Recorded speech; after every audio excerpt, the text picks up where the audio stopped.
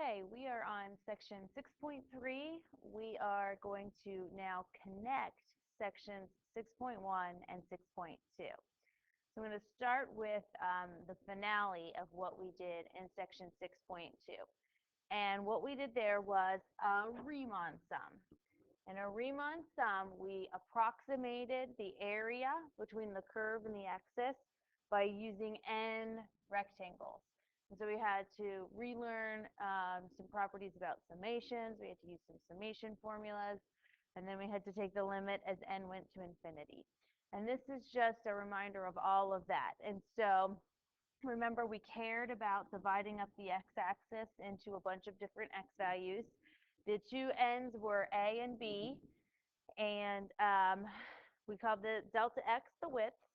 All of the widths we made the same, and we didn't choose any x in the interval. We chose specific ones. We made xi equal to a plus I delta x. So when we did all of that, the Riemann sums was the sum of this, f of xi times delta x, and delta x was b minus a over n. And then we did the limit of these as n goes to infinity. Okay, so now what does that have to do at all with antiderivatives, which is what we talked about in section 6.1? Well, when you make n go to infinity, you get the exact area. This exact area is called a definite integral. And it is not a coincidence that we use an integral sign there. The integral will have something to do with an antiderivative. And we're going to compute this with antiderivatives, but we're not going to do that until the next section. So for right now, we're just going to get used to what a definite integral does, and that is we're going to talk more and more about the area between the function and the curve. And so this is our definition of definite integral. It is that limit of the Riemann sums, and it is the area, and we write it this way. Integral from a to b of f of x dx. The upper limit of integration is the letter b. The lower limit of integration is the letter a, and those are found at the bottom and the top of the integral sign. The integral sign is the long skinny s. The integrand is the function f of x, the function under which you're finding the area. And the variable of integration is what follows the d. It's the x after the dx. Okay, so this is one of the questions that we did in section 6.2. However, instead of that, instead of writing it this way, we had a picture of x squared plus 1. And we looked at it between 1 and 3. And I said, find the area of the shaded regions exactly. Between, and I think I said f of x equals x squared plus 1 on the interval 1 to 3, find the exact area. Okay, so we're going to do this the same way. So this is all review. So delta x equals b minus a over n. That's 3 minus 1 over n, or 2 over n. And n is our number of rectangles. So we assume n to be finite at first, and then we take the limit as n approaches infinity. Now, we always use xi equal to a plus I delta x. These are the right endpoints of the subintervals. And so for this particular question, a is 1, right? This is ab. So a is 1 plus I times delta x is 2 over n. And so xi is 1 plus 2I over n. Now you need to find f of xi because, maybe I should have started with this, because the definition of this integral is that it's the limit as n goes to infinity of the sum as I goes from 1 to n of f of xi times delta x. So just a new way of writing what we did at the very end of section 6.2. Okay, so I found delta x, I found x sub I. Now I need to find f of x sub I. So f of x sub I is f of x is right here, x squared plus 1. But instead of squaring x, I'm going to square 1 plus 2I over n squared plus 1.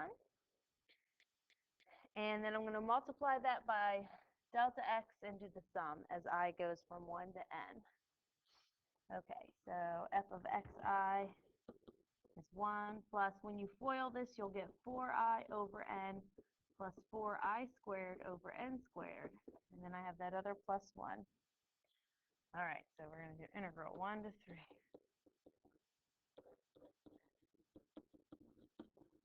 The limit as n goes to infinity of the sum as I goes from 1 to n of f of xi times delta x. And I have all of the ingredients that I need now. I just have to put it all in it and finish my computation. So f of x sub I, I'm going to add 1 and 1 and make 2 plus 4I over n plus 4I squared over n squared times delta x, that was 2 over n. I'm doing the sum as I goes from 1 to n. Once I figure out the sum of this, I'm going to do the limit as n goes to infinity, but I'm just going to work on the sum for right now. So this 2 over n would distribute. That would be 4 over n plus 8I over n squared plus 8I squared over n to the third. Also, this summation distributes, and you can factor out everything that doesn't involve I. So in the first term, that's everything. So you factor out the 4 over n, and you have the sum as I goes from 1 to n of 1. Now in your second term, you have an I, but the 8 over n squared can factor out. Sum as I goes from 1 to n of I. And then in the last term, the 8 over n to the third can factor out, and the sum as I goes from 1 to n of I squared. Now you use the formulas that are provided to know these sums. So for 1, we get n. For the I, you get n times n plus 1 over 2. And for the 8 over, or for the I squared, you get n times n plus 1 times 2n plus 1 over 6. Okay, so I'm going to reduce this and then do the limit as n goes to infinity. And that is the answer for the area. Those cancel. So this is 4 plus, this is a 4, those cancel. So I have 4n plus 4 over n. And then over here, let's see here, 3 and 4, this cancels, I have an n squared. So on the top, this would FOIL as 2n squared plus 3n plus 1. When I distribute the 4, you get 8n squared plus 12n plus 4. And then on the bottom, I have 3n squared. And I want to do the limit of this as n goes to infinity. Okay, so I'm not going to need to do that trick here because my bottoms are just one term anyway. So I'm going to distribute the bottom to all the terms on the top. So here I have 4 plus, this is going to be a 4 over n. And then here the n squareds would cancel. I'd have 8 thirds plus 4 over n plus 4 over 3n squared. Because in the middle term, it was a 12n. 12n over 3n squared is 4 over n. Okay. And then as n goes to infinity, these things that are divided by n become 0. All of those become 0. So it looks like I have 8 plus 8 thirds. That's my final answer for, what is that, 32 thirds? That is my exact area. And this is, again, a review from the culmination of what we did in section 6.2. Okay. So now the idea is to start using definite integral notation. And so here I have an example in which we're using that old limit of the Riemann sums as to find the area, but really that's just doing a definite integral. And so we want you to think of that and write it that way. So this is your lower limit and your upper limit of integration. So you're going to use an integral sign with 2 to 6. And then you just have to figure out what the function is. Wherever you see CI's or XI's, those are X's. So this is simply 2x plus x squared. So that came from these CI's. Those are x. Those become the x. And then we're done. This question was that simple. Okay, we have a couple of properties. And I'm going to explain these as we go. I think we have 5 properties or rules for definite integrals. And when you're doing these rules, you need to think that this is area. Okay, the way the integral a to b f of x works out, what it does is it computes the area between a and b under the curve y equals f of x and the x-axis. So it's just whatever this area is. So in my very first rule, what I've done here is I've switched the a and b. So instead of a to b, I did b to a. And what that does is that gives you the same area, only negative. The integral will count it as negative. And the reason why is simply because you just took the smaller number minus the bigger number. See, this has a width of b minus a. And as long as b is bigger than a, this value is positive. So for example, negative 1 and 5. The width of that is 6. But if I took negative 1 minus 5, maybe the width would be negative 6. And that's exactly what happens. And that's why if you switch the bounds of integration, the integral is the negative answer than the other one. Okay, in number 2, notice what happens is you have the same upper and lower limit of integration. So when you have the same upper and lower limit of integration, then you have a width of 0. A and A, so your width is 0. So if your width is 0, then your area is 0. Okay, so the constant multiple rule, we have a constant multiple rule for everything, it seems. But essentially, if you're finding the area of a constant times a function, then that constant can come out and you can just find the area under the function without having multiplied and then multiply at the end. Also, the sum and difference rules, this just says that you're allowed to distribute integrals. So you're allowed to do, instead of 2 functions added together and doing the integral all at once, you can do them separately, whether they're added or subtracted.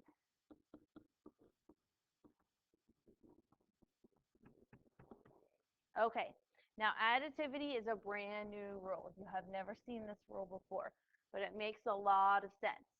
Okay, and I want you to keep going back to this idea that what the integral does is it finds this area. So we're going to talk about the integral from a to b of f of x dx. That's what this picture is. The shaded region here, that amount of area is that integral. And so what additivity tells us to do is that, say you have some number c, and instead of doing the integral from a to b, what if you do the integral from a to c? How does that compare to the integral from a to b? Well, that's only this much area here. You can add the area from c to b here, and then you should get the total back that you had. So from a to c plus from c to b, that's the integral from a to b. Okay, one thing that is interesting about this rule is that c does not have to be between a and b. C could be out here. Maybe c is beyond the interval a to b. So if that happens, let's talk about what this does. This integral from a to c, where c is beyond, gives you too much area. This is too much area. And then what you do is you take that and you add the area from c to b, right? Well, the area from c to b would be the reverse of the area from b to c, the negative of it. And so you actually just end up subtracting the amount that was too much. And I can explain that some more during class. But this works all the time, even if c is not between a and b. So let's do an example here. In this example, I have given you two two areas, same function. So the first area that I've told you is that the area from 2 to 0 of f of x dx is 5. Now be careful, 2 is not more than 0. The lower bound here is 2, and the upper bound is 0.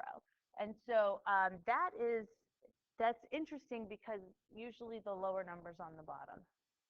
And so let's do number 1. What would this be if I asked you for the area from 0 to 2?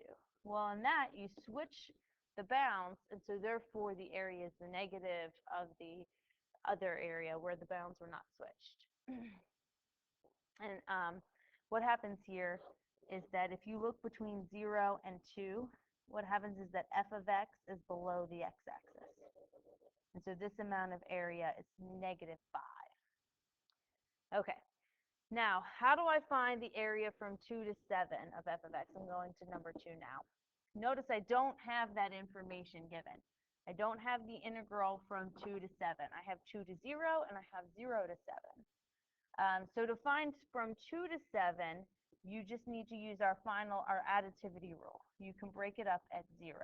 And notice 0 is not in between, but that's okay. So 2 to 0 was 5. I'm just going to substitute, fill in. And 0 to 7 was 3. And so this area is 8. And essentially what happens there is if from 0 to 7 you get a total area of 3, you must have had a whole bunch more positive area up here.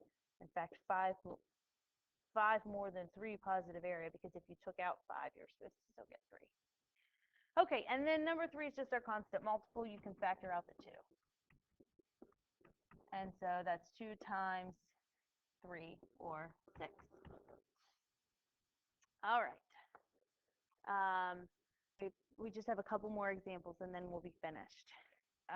In these two examples, the functions that we're finding the area of, if you graph them, they form really nice shapes.